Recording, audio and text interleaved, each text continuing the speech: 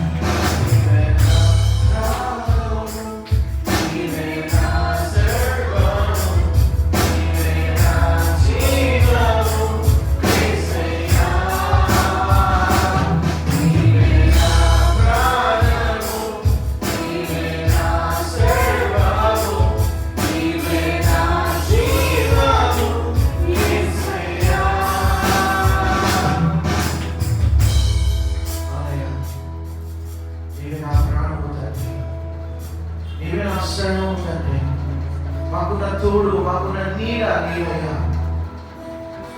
ఈ భూమి మీద నిన్ను తప్ప మేము ఆధారపడగలుగుతామయ్యా. నీకు తప్ప మాకు ఈ లోకంలో ఇంకెవరున్నారయ్యా? చదువు హృదయాన్ని తెరిచి, ఈరోజు మన చేతులను తెరిచి, చేతులు ఆకాశం వైపు చాపుతూ, అయ్యా ఈరోజు నా జీవితాన్ని కనిపిస్తున్నాను. నాకున్న బాధలు, వ్యాధి బాధలు, అప్పుల బాధలు, కష్టాలు బట్టి నేను భయపడను, కానీ నీకు నా కోరుకున్నావని నేను ఒక విశ్వాసంతో ఈరోజు నేను నిలబడి ఉన్నాను. ఈ లోక శ్రమలు నన్ను ఏమాత్రము భయపెట్టలేవయ్యా, ఎందుకంటే నువ్వు నాతో ఉన్నావయ్యా.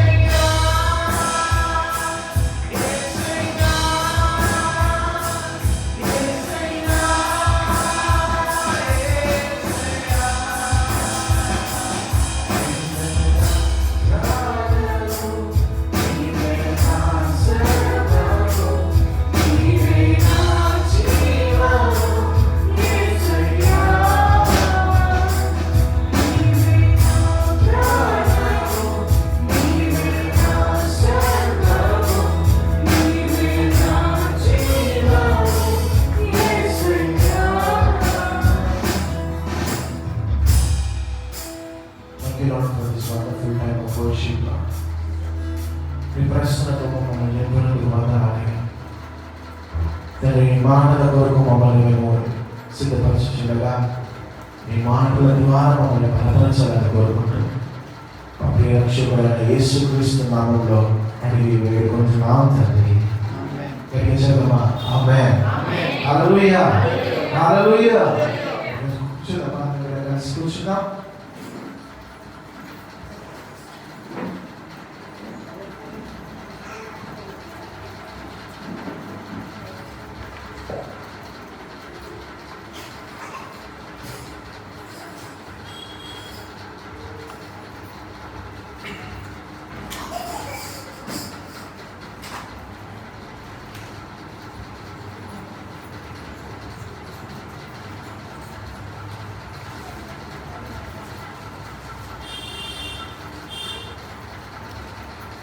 ముందుగా దేవాది దేవునికి నేను వందనాలు చెల్లించాలనుకుంటున్నాను. ఈ యొక్క అవకాశాన్ని నాకు ఇవ్వడం వల్ల ఇది దేవుని ఒక అవకాశం అని నేను నమ్ముతున్నాను. అలాగే స్థానిక పాస్టర్ గారు జాన్ మోడీ గారిని, అలాగే అమ్మగారిని, సిస్టర్ గారికి కూడా నేను వందనాలు చెల్లిస్తున్నాను. అయ్యగారు మనం ఎంతగానో విశ్వాసంలో నడిపిస్తున్న విధానం బట్టి నేను దేవునికి ఎంతో సంతోషిస్తున్నాను. వారి పరిచయాలను నేను గడిచిన 2 మాసాల ముందు నేను ఇక్కడికి వచ్చినప్పుడు అయ్యగారు వారి పరిచయం గురించి చెప్తున్నప్పుడు నేను ఎంతగానో నా పరిచయంతో పాటు ఆయన పరిచయం కూడా ఒకేలా ఉందనే ఒక సహోదర భావం మా ఇద్దరికి కలిగింది. సో ఎలాగో మమ్మల్ని దేవుడు స్నేహితులుగా మార్చి ఆయన ముందు వాడుకుంటున్నందుకు ఇద్దరు యవన ప్రాయంలోనే ఆయన సేవకులు దేవుడు ఎంచుకున్నందుకు నేను దేవాలయం ఆశిస్తున్నాను. హల్లెలూయా, హల్లెలూయా. ఎంతమంది ఈరోజు దేవుడి వాక్యాన్ని వినాలని వచ్చినారు? అందరూ వచ్చినారు. మత్తయి రాసిన సువార్త 8వ అధ్యాయము, Gospel according to St. Matthew, chapter 8, verses 26 ఒకటి మాత్రం చదువు. అందుకు ఆయన అల్ప విశ్వాసులారా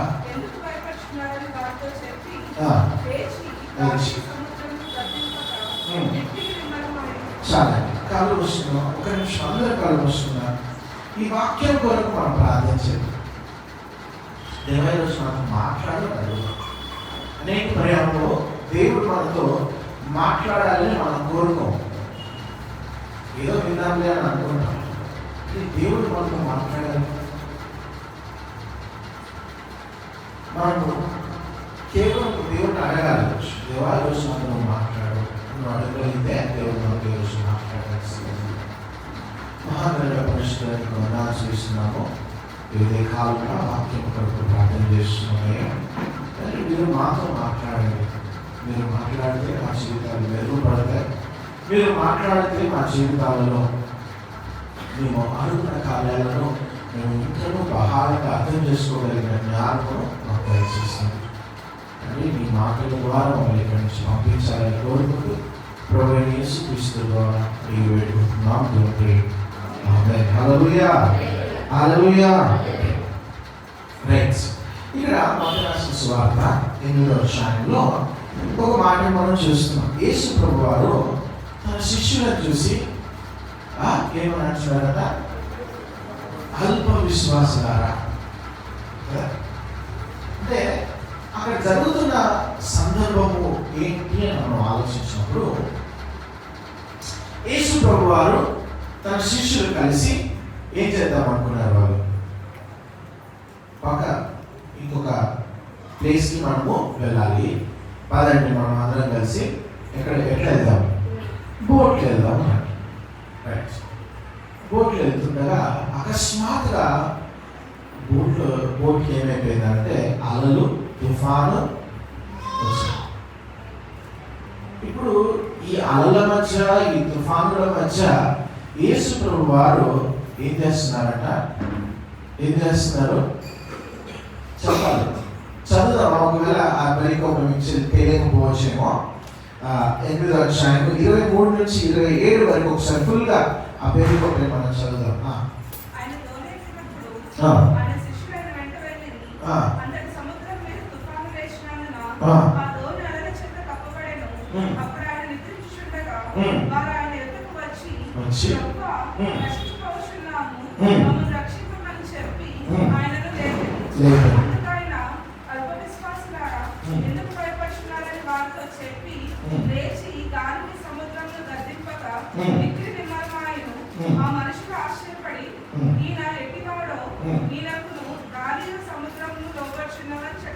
చాలా ఇప్పుడు మీకు అర్థమైంది.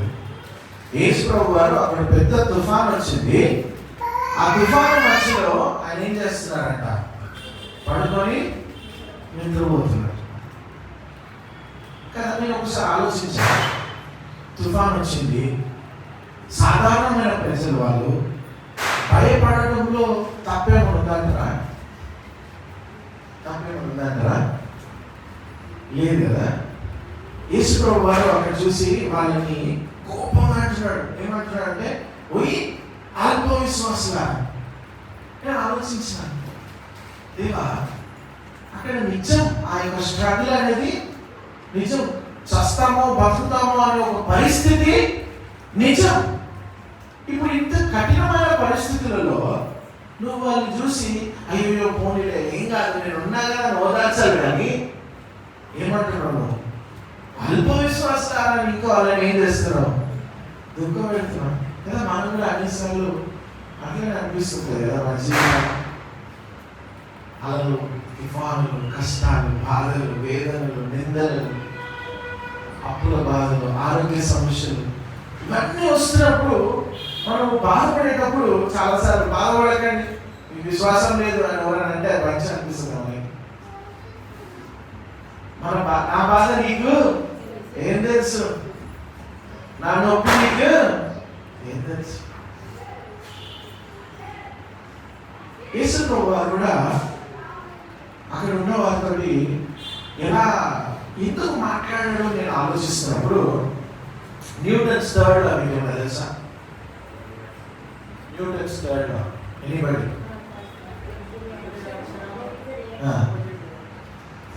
ఒక బంతిని మనం ఎంత వేగంగా ఒక గోడ కొడతామో అంతే వేగంగా అది బంతి ఏమొస్తుందంట, తిరిగి వస్తుంది. అంటే for every reaction there is an opposite and equal reaction, అంతేనా? ఇక్కడ యేసు ప్రభువు అంత కోపంగా ఆ రియాక్షన్ చూపించడానికి కారణము ఇంకెక్కడో యాక్షన్ జరిగింది. ఏంటి? ఇంకెక్కడో యాక్షన్ జరిగింది, అవునా కదా? చాలాసార్లు ఇంట్లో వాళ్ళు మనల్ని నమ్మకుండా బయట వాళ్ళు మనల్ని బాగా ప్రేమిస్తున్నారు అనుకోండి, ఇంట్లో రెస్పెక్ట్ ఉండదు మనం చేసే పనులకి. బయట బాగా రెస్పెక్ట్ ఇచ్చి మనం బాగా చూసుకున్నారు అనుకోండి, నేను అక్కడే ఉండిపోతా, అక్కడే నన్ను ఏం చేస్తారు, బాగా చూసుకుంటారు, ఇక్కడ అసలు నాకు విలువే లేదు అనేటప్పుడు ఎప్పుడైనా ఫీల్ అయ్యారా? యేసు ప్రభువు కూడా అదే ఫీల్ అవుతున్నారు. ఎందుకు చెప్తున్నానంటే అదే అధ్యాయంలో 8వ వచనానికి చూస్తారు మనం, అదే 1వ వచనానికి చూస్తారు మనం వెళ్దాం.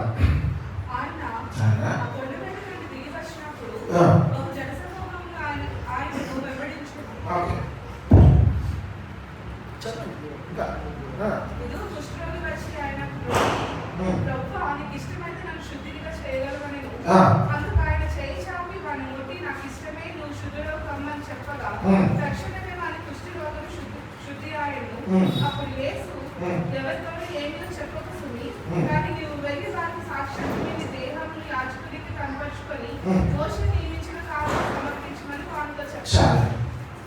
ఇక్కడ మనం ఒక కార్యం చూస్తున్నాం. ఎవరు అంటే ఒక కుష్టి వ్యాధి కలిగిన వ్యక్తి. ఈరోజు ఇక్కడ కుష్టి వ్యాధి కలిగిన వాళ్ళు వస్తుంటారా? ఇక్కడికి వస్తారా? రారా? మా ఇంటి దగ్గర వచ్చేవాళ్ళు ఎలా వస్తారు అంటే ఒక పెద్ద రౌండ్ ఒకటి సౌండ్ చేసుకుంటూ పెద్ద డ్రమ్ కొట్టుకుంటూ డోలు వేసుకుంటూ వస్తారు. వాళ్ళు వస్తున్నారు వెంటనే కుష్టి వ్యాధి కలిగిన వాళ్ళు వస్తున్నారని మనకు తెలిసిపోతుంది. ఎందుకు నాకు తెలుసు అంటే మా ఇంటి దగ్గరికి వచ్చేవాళ్ళు, మా నాన్నగారు వాళ్ళు ఏం చేసేవారు, కొంచెం ఆర్థికంగా వాళ్ళు ఎప్పుడు నెలకు ఒకసారి వచ్చినప్పుడు వాళ్ళకి ఆర్థికంగా సపోర్ట్ చేసేవాళ్ళు మా డాడీ. అందుకు వాళ్ళు వచ్చేటప్పుడు నాకు తెలుసు ఎలా వస్తారనేది. ఇట్లా సౌండ్ చేసుకుంటూ డోల్ చేసుకుంటూ మేము వస్తున్నాము. ఇప్పుడు 21st సెంచరీలో ఈ ఒక కుష్టి వ్యాధికి అనేక మెడిసిన్స్ వచ్చిన తర్వాత కూడా అలాంటి ఒక కార్యం ఉంది. మరి 2000 సంవత్సరాల క్రితం మనం ఒకసారి ఆలోచిస్తే కుష్టి వ్యాధి కలిగిన వాడికి సమాజంలో ఏ స్థానం అనేది లేదు. వాడు ఎక్కడ బ్రతుకుతూ ఉంటాడు? ఊరు బయట బ్రతుకుతూ ఉంటాడు. మరి ఈ ఊరు బయట బ్రతుకుతున్న ఈ వ్యక్తి యేసు ప్రభువు దగ్గరికి వచ్చి అడుగుతున్న మాట ఏంటి తెలుసా? ప్రభువా, నీ చిత్తమైతే, నీకు ఇష్టమైతే నన్ను ఏం చేయి, శుద్ధిగా చేయమని. ఏమడుగుతున్నాడు? నీకు ఇష్టమైతే. వాడికి నిజంగా చెప్పాలంటే వాడికి స్వస్థత అవసరం. కానీ అతను అడిగిన మాట ఏంటంటే నీకు ఇష్టమైతే, నీ చిత్తమైతే నాకు నువ్వేం చేయి, శుద్ధిగా చేయి.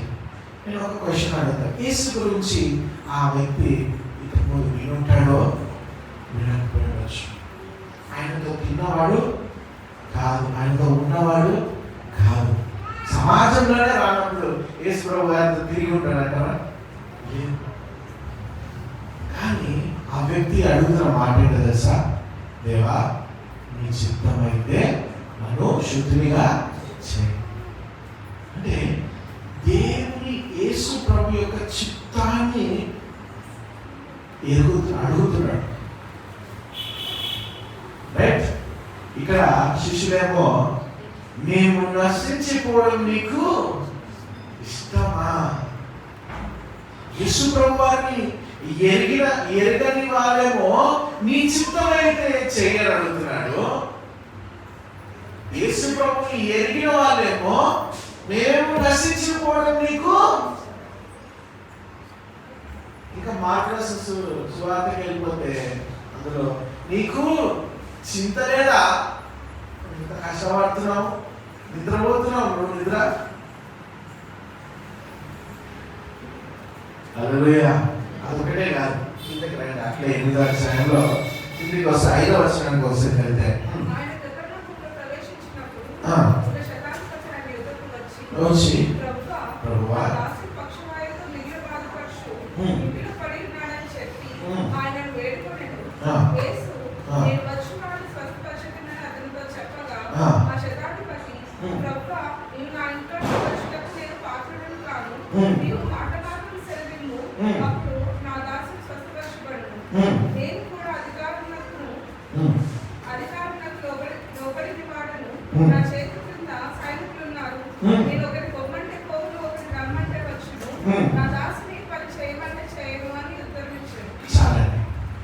ఇక్కడ ఇంకొక వ్యక్తి ఉన్నాడు.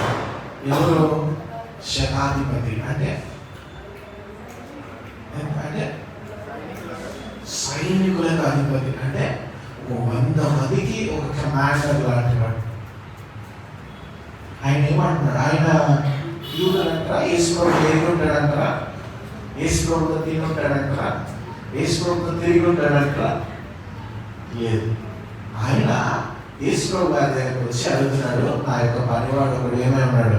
పక్షవాయు కలిగి ఉన్నాడు, మీరు ఏం చేయండి? అతన్ని బాగు చేయండి, స్వస్థపరచండి అని అడుగుతున్నప్పుడు ఓకే చేస్తాను, పదండి వెళ్దాము అని యేసు ప్రభు వారు ఏమడుగుతున్నాడు? అతన్ని వెళ్దాం పద అని అడుగుతుంటే యేసు ప్రభు వారికి ఒక మాట చెప్తున్నాడు. ఏమన్నాడు తెలుసా? అయ్యా, నువ్వు ఇక్కడి నుంచి సెలవిగి ఏం జరుగుతుంది?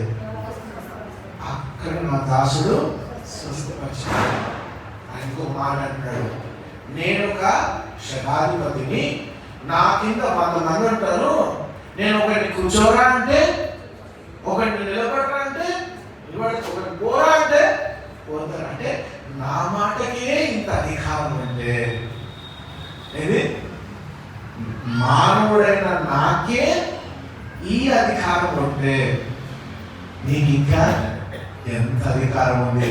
నువ్వు మాట మాత్రం సెలవు, నా దాసుడు స్వస్థపడతాడు అని అంటున్నాడు. హల్లెలూయా. ఎవరితను? అన్యుడు, యేసు ప్రభు వారిని ఎరిగిన వాడు కాదు, ఒక రోమా ప్రభుత్వపు అధికారి. అతను దేవుని శక్తిని బట్టి, దేవుని మాటకున్న అధికారాన్ని బట్టి దేవుని నమ్ముతున్నాడు. కానీ మన శిష్యులు, మన స్నేహితులు ఏమంటున్నారు తెలుసా? మేము నశించిపోతున్నామయ్యా, నువ్వేమో పడుకున్నావు. ఇప్పుడు మీరు అడగండి, ఇప్పుడు నిజంగా చెప్పండి, యేసు ప్రభు వారికి శిష్యులు స్నేహితులా, వీళ్ళు స్నేహితులా? శిష్యులు స్నేహితులు. ఎక్కువ ఎవరు నమ్ముండాలి? ఇవన్నీ వాళ్ళు చూసే వచ్చారు కదా. ఈ వాక్యము 8వ అధ్యాయము 1 నుంచి 12 వరకు చదువుతుంది. మనం ఇప్పుడు చదువుకున్న వాక్యం ఎక్కడ? 23. అంటే ఈ కార్యాలన్నీ వాళ్ళు ఏం చేశారు? చూశారు. చూసి అయినా కూడా దేవుడు ఏమంటున్నారు? నీకు మేము నశించుకోవడము ఇష్టమా అని అడుగుతున్నారు. అంటే ప్రియ సంగమా, ఈరోజు అనేకులము మనం కూడా ఈ శిష్యుల వల్లనే ఉన్నాం. ఒప్పుకుంటారా? ఉన్నామా? మన జీవితాల్లో మనం అనేక పార్లు మనం శిష్యుల వల్లనే మనం ఆలోచిస్తున్నాం. యేసు ప్రభు గారిని నమ్ముకున్నాం. యేసు ప్రభు గారి మన జీవితంలో గొప్ప కార్యాలు చేశారు. దేవుడు ఎన్నో అనేకమైన అద్భుత కార్యాలు మన జీవితాల్లో కనబడుతున్నా కానీ ఏదైనా ఒక ప్రతికూలమైన పరిస్థితి మన జీవితంలో ఏర్పడినప్పుడు మనం చేసే మాట ఏంటంటే, దేవా నువ్వు నిద్రపోతున్నావు. ఏం చేస్తున్నావు? నిద్రపోతున్నావు. నా బాధ నీకు కనపడతలే. You are not seeing my problem అంటున్నావా?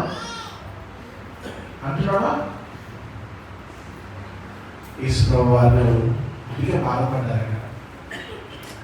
అక్కడున్న ఒక కుష్టి వ్యాధి కలిగిన వాడు నీ చిత్తమైతే చెయ్యి అని దేవుని చిత్తాన్ని మీద విశ్వసించిన ఒక వ్యక్తిగా ఆ కుష్టి వ్యాధి కలిగిన వాడు కనబడితే, ఈ యొక్క సెంచురియన్ లేకపోతే శతాధిపతి దేవుని అధికారము బట్టి దేవుడిని నమ్మినవాడు, దేవుడి మాటను నమ్మినవాడిగా కనబడితే, విశ్వసించిన వాడిగా కనబడితే, తన స్నేహితులైన శిష్యులు, తనతో తిన్నవారు, తనతో పాటు ఆశ్చర్యకాలను చూసినవారు, చేసినవారు ఏమంటారు తెలుసా?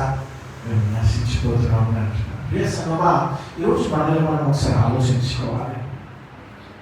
దేవుడు నిన్ను నన్ను ఆయన ఎక్కువ మనల్ని ఆయన నమ్మాలి అని ఆయన ఎదురు చూస్తున్నాడు కదా, అవునా కదా? ఇప్పుడు ఇందాక అన్నాడు, మన సొంత వారే మనం నమ్మకపోతే అందులో ఎంత బాధ ఉంటుందండి కదా. మన సొంత వారే నీ వల్ల కాదు, నువ్వు చేయలేవు, నువ్వు వల్ల కాదమ్మా నువ్వు చేయలేవు అని అన్నారు అనుకోండి, ఎంత బాధ అనిపిస్తుంది.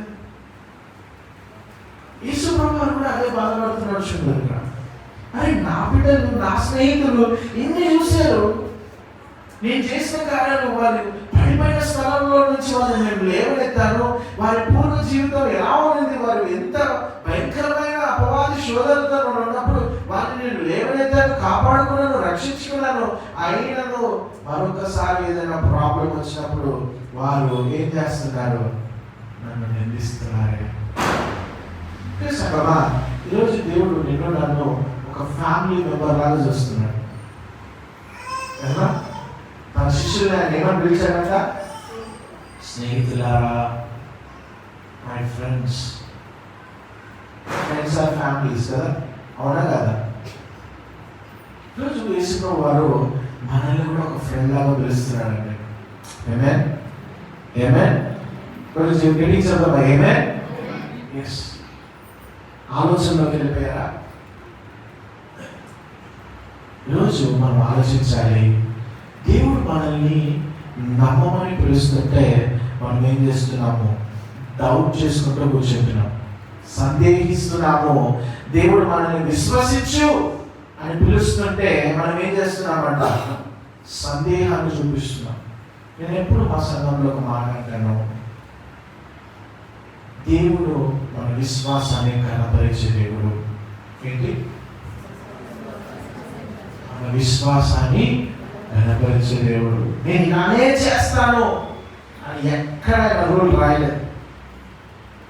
మీరు ఇక్కడ చూడండి, ఆ యొక్క వ్యక్తి నీకు ఇష్టమైతే నన్ను శుద్ధిగా చెయ్యి అన్న విశ్వాసాన్ని దేవుడు ఏం చేశాడు? కనపరిచాడు. నువ్వు ఇక్కడి నుంచే స్వస్థపరచు, నువ్వు అక్కడికి రావాల్సిన అవసరం లేదు అన్న విశ్వాసాన్ని ఏం చేశాడు? కనపరిచాడు. కానీ లాజరు చనిపోయినప్పుడు మాత్రము అక్కడ ఏడ్చాడు. ఎందుకు తెలుసా? ఎందుకు ఏడ్చాడు చెప్పండి?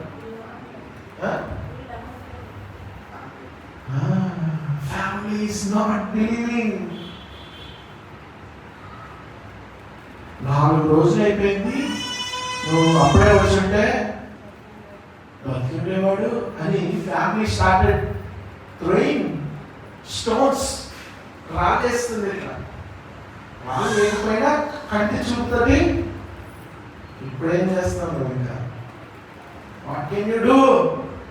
శిష్యుడు వెనకాల నుంచి 4 రోజుల ముందే వచ్చింది కదా మాట, అప్పుడు రావాల్సింది. ఇప్పుడు వచ్చి దొంగకాయ కనిపిస్తున్నాడు చూడు. మార్త వచ్చి అంటది, నువ్వు అప్పుడే వచ్చుంటే రాబోదు. ఎవరు వీళ్ళంతా? మార్త, మరియా, లాజరు, వీళ్ళంతా ఎవరు? ఆయన వారితో తిన్నవాడు, ఉన్నవాడు. వాళ్ళు ఏం చేస్తున్నారు తెలుసా? యేసు ప్రభువుని నమ్మలేకపోతున్నారు. అందుకే ఆయన దుఃఖించాడు, ఆయన ఏడ్చాడు అన్నది అక్కడ. మనం ఆలోచించవచ్చు, ఆయనకి అద్భుతకరం చేశాను లేపుతాడు కదా, అందుకే ఏడవడం ఎందుకు అని మనం ఆలోచిస్తాము. కానీ ఆయన ఏడ్చడానికి కారణం ఏంటంటే తన ప్రజలైన వారికి ఆయన పట్ల విశ్వాసం లేదు. ఈరోజు దేవుడు నిన్ను నన్ను చూసి దుఃఖిస్తున్నాడు అనుకోండి, మంచిదంటారా? మంచిదంటారా? ఆయన యేసు ఏడ్చాడు. చాలా మంది అక్కడ అందరూ అనుకున్నారు ఆయన ఎంతగా ప్రేమించాడు చూడండి, అందుకే ఆయన ఏడుస్తున్నాడు. కానీ నిజంగా ఆయన హృదయంలో బాధ ఏంటంటే, అయ్యో నా ప్రజలు, నా స్నేహితులు నన్ను నమ్మలేకపోతున్నారే, నేను ఈ కార్యములు చేయగలుగుతానన్న విశ్వాసం వాళ్ళకి లేదే. ఒక కుష్టి వ్యాధి కలిగిన వాడే నా చింతన గురించి ఆలోచించిన వాడు, ఒక సెంచురీ నా గురించి ఎరిగిన వాడే, నా అధికారముల గురించి ఎరిగిన వాడు, నాతో తిన్నవారు వీరికి నా గురించి ఇంత అవగాహన కూడా, నమ్మకం కూడా లేదే.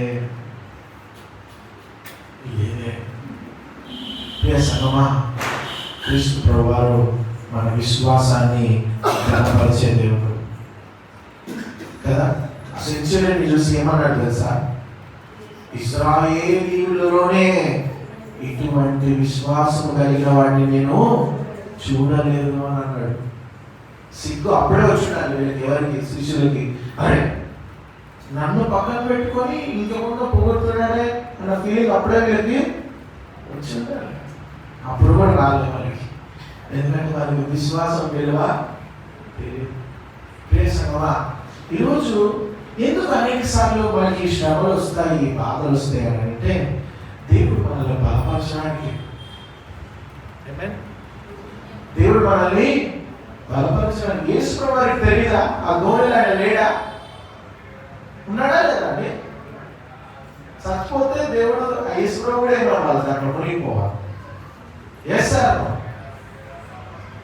మనకి మన జీవితంలో యేసు వారు ఉన్నారు అని ఎరిగినా కూడా నేను నశించిపోతున్నాను అని నువ్వు ఫీల్ అవుతున్నావు అని అంటే నువ్వు ఎక్కడో యేసు ప్రభు వారి మీద నువ్వు ఇంకా ఏం చేయలేదు, విశ్వాసమును ఉంచలేదు. ఈ కార్యము దేవుడు చేయగలుగుతాడన్న నమ్మకం నీకు ఇంకా రాలేదు అని అంటే నువ్వు ఎక్కడో యేసు ప్రభు వారి మీద నువ్వేం చేస్తున్నావు, అవిశ్వాసాన్ని నన్ను చూడాలి. Okay, no problem. ఇంకా నువ్వు మనం ఏం చేస్తున్నావు, యేసు ప్రభు వారిని నమ్మట్లేదు. So God is asking us to choose faith over fear. ఏం చేయమంటున్నాడు? విశ్వాసాన్ని ఎంచుకోండి, భయానికి ముందు అని అంటున్నాడు. హల్లెలూయా, హల్లెలూయా. ఈరోజు మనం ఒకసారి ఆలోచించాలి, మన విశ్వాసం ఎలా ఉంది కదా. మన విశ్వాసము దేవుడి పట్ల ఉందా లేదా? దేవుడు మన విశ్వాసాన్ని చూసి ఓ సూపర్, ఈయన విశ్వాసం గొప్పది అని చెప్పగలుగుతాడా? లేకపోతే వీళ్ళకి అల్ప విశ్వాసమే, నేను ఎప్పుడు చేసినా నా గొప్ప కార్యాలు ఎన్నిసార్లు చెప్పినా చూపించినా మళ్ళా ఏదో ఒక అసంతృప్తి ఉంటారు మన ఇంట్లో ఎవరో ఒకరు కదా. ఎన్ని మంచి పనులు చేయి, ఇదేం చేసేదిలే అనేటోళ్ళు ఉన్నారా? ఉన్నారా లేదండి? నా ముసిముసి నవ్వు నవ్వుతున్నారు కొంతమంది, గుర్తుకొచ్చిన వాళ్ళంతా. ఏమైనా చెయ్యి,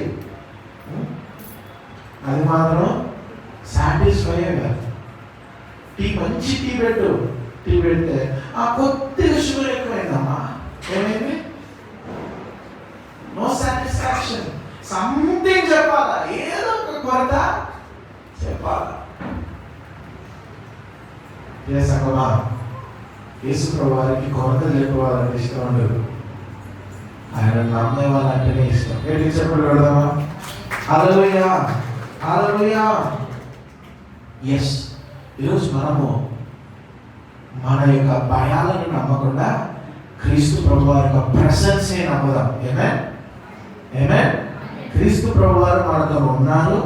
ఆయన నిన్ను నన్ను ఒక స్నేహితుడిగా, ఒక కుటుంబంలో కదా. నీ కుటుంబంలో ఒకరి బాధ వస్తే ఇంకో సంతోషంగా నిద్రపోతున్నారంటారా? అవుతుందా? ఒకరు అనారోగ్యంతో బాగలేరు, జ్వరం ఉంది, ఏం కాదులే అని చెప్పి ఇంకొకరు ఎంజాయ్ చేస్తారా? లేదు. వీళ్ళందరూ కూడా వాళ్ళతో పాటు కూర్చొని వాళ్ళు ఏం చేస్తుంటారు, ఆ బాధని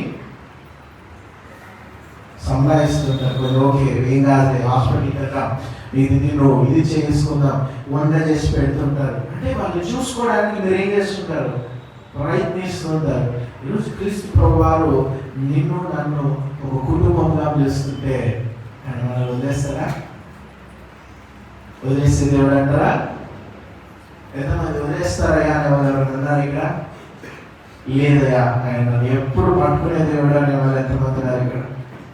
ఎస్ అమ్మా, నీ జీవితంలో అనుకునే కార్యాలు జరగవచ్చు,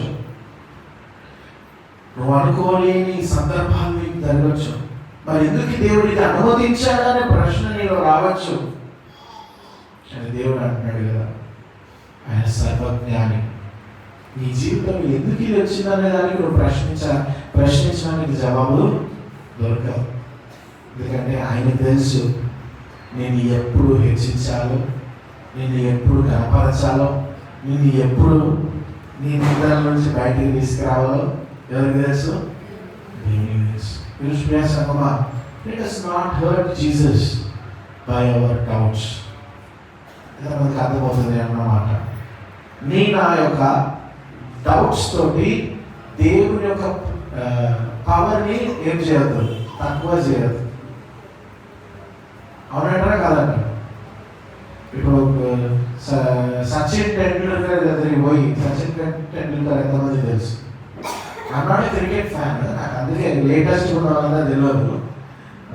ధోని, కోహ్లీ, సచిన్ టెండూల్కర్, సేవాగ్, గంగూలీ, వీళ్ళే అంటే కొంచెం ఓల్డ్, అప్పట్లో ఉన్నప్పుడు వాళ్ళే తెలుసు. ఇప్పుడున్న పీపుల్ నాకు ఎంత తెలియదు.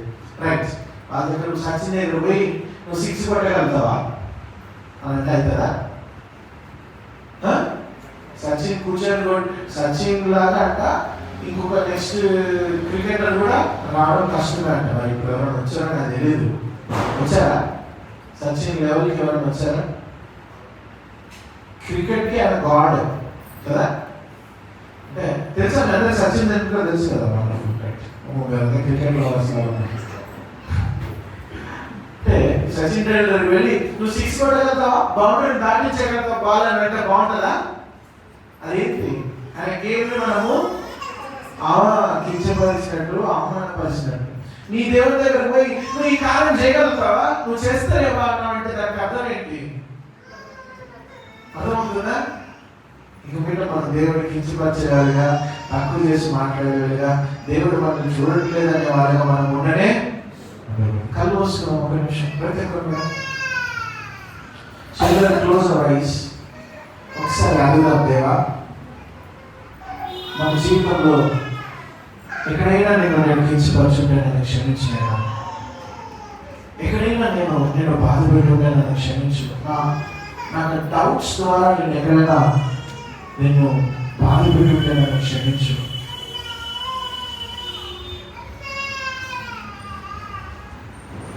ఒకసారి అడుగుదాం, దేవా నాకు సహాయం చేయి.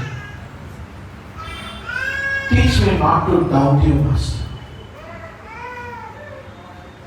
అనేక సార్లు నేను డౌట్స్లోనే బ్రతుకుతున్నాను. ఈ కార్యం జరుగుతుందా నా జీవితంలో? ఈ కార్యం జరగదా? దేవుడు మర్చిపోయాడా?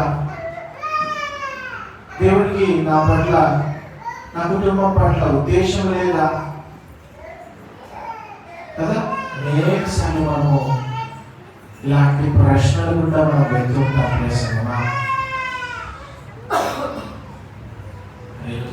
దేవుడు ఆ ప్రశ్నలు కూడా కాదు, నన్ను విశ్వసించు అని అడుగుతున్నాడు.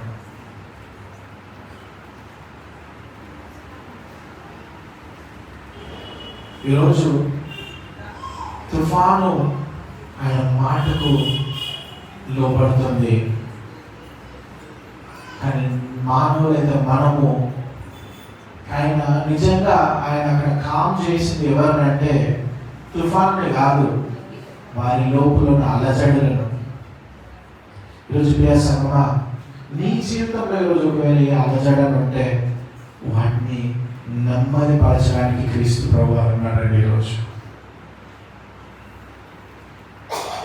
నీ జీవితంలో ఎలాంటి కష్టాలున్నా బాధలున్నా వాటిని నెమ్మదిపరచడానికి క్రీస్తు ప్రభువారు ఉన్నారు. అయితే క్వశ్చన్ ఏంటంటే, నీవు ఆయనను నమ్మగలుగుతున్నావా?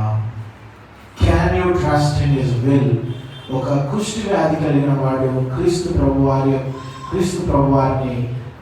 ఆయన చిత్తాన్ని బట్టి నమ్మాడు. ఒక లీడర్, సెంచూరియన్, దేవుని అధికారాన్ని, మాటకున్న అధికారాన్ని నమ్మాడు. మరి ఈరోజు నువ్వు నేనైతే ఏం నమ్ముతున్నావు? What are you trusting him for? కలుపుస్తున్నాం, అందరం కూడా కలుపుస్తున్నాం. అయ్యా, ఈరోజు నా విశ్వాసాన్ని కనపరచు, నాలో ఉన్న అవిశ్వాసాన్ని తీసివేయి. నీ పేరు పెట్టుకున్నా కానీ నాకేమో నువ్వు ఇంకా తెలియలేము. నీ సంఘానికి వస్తున్నా, ఆరాధనలు చేస్తున్నా, ఇంకా కూడా నా జీవితంలో నువ్వు చేయలేమో అనే అపనమ్మకం నాకు ఎంతగానో ఉందయ్యా. లేకపోతే నేను ప్రశ్నిస్తున్నానేమో, ఎందుకు నాకు ఈ అలల మధ్య, ఈ సముద్రాల మధ్య నన్ను కొట్టుమిట్లాడ చేస్తున్నావు అని ప్రశ్నిస్తున్నానేమో.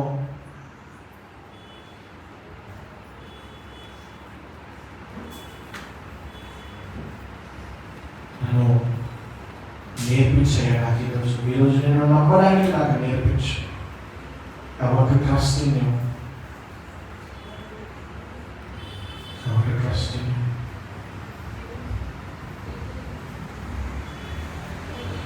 ప్రార్థన చేసుకున్నాం. మహాగణుడ పరిశుద్ధరానికి వందనాలు చెల్లిస్తున్నాము. ఈ యొక్క మంచి కాల సమయంలో ఈ సన్నిధికి వస్తున్నామయ్యా. నీ మాటలను మా జీవితాలను మాట్లాడిన విధానాన్ని బట్టి వందనాలు. ఈరోజు నిన్ను విశ్వసించు అని నువ్వు పిలుస్తున్న ఈ పిలుపును బట్టి నీకు వందనాలయ్యా. నీ ప్రజలుగా, నీతో ఉన్నవారుగా, నీతో తింటూ, నీతో ఉంటూ, నువ్వు చేసిన కార్యాలను ఎరిగి అనేక మార్లు దూరం అయిపోతున్న వారిగా మేము ఉంటున్నాము. నాకు సహాయం చేయి. ఈరోజు నీ బిడ్డలు ఎవరైతే అయ్యా నాకు సహాయం చేయని ఈరోజు నీ దగ్గరకు వస్తున్నారు, నేను విశ్వసించాలని వస్తున్నారో, నా దేవుడు నీవు తన వారిని ఈరోజు ముట్టునుగా ప్రకటిస్తున్నాను. వారి అవిశ్వాసములో నీ విశ్వాసమును కుమరించాలని కోరుకుంటున్నానయ్యా. వారి ప్రతికూల పరిస్థితులలో నీ బలమును దయచేయండి, నీ కృపను దయచేయండి. మీరు వారిని బలపరచుకోవాలని కోరుకుంటూ మా ప్రియ రక్షకుడైన యేసుక్రీస్తు నామములో అడిగి వేడుకుంటున్నాం తండ్రి. ఆమేన్. థ్యాంక్ యూ జాన్ మోరీ గారు అండ్ అమ్మగారు, మీకు అవకాశం కాంగ్రెస్.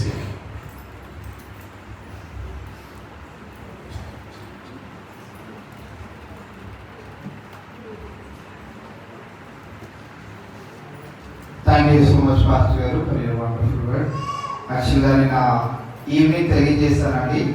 ఈరోజు పాస్టర్ గారు వికారాబాద్ కూడా వెళ్ళాలి, అయినప్పటికీ మన ఆహ్వానాన్ని మన్నించి మనల్ని ప్రేమించి గడిచిన దినాల్లో పాస్ట్ మీటింగ్ ఒకటి మన చర్చ్లో జరిగినప్పుడు వారిని ఆహ్వానించడం జరిగింది. మరి వారు మనకి ఎలా తెలుసు అంటే శంకర్రావు గారు వీరి బ్రాంచ్ చర్చ్కి వెళ్తూ ఉంటారు.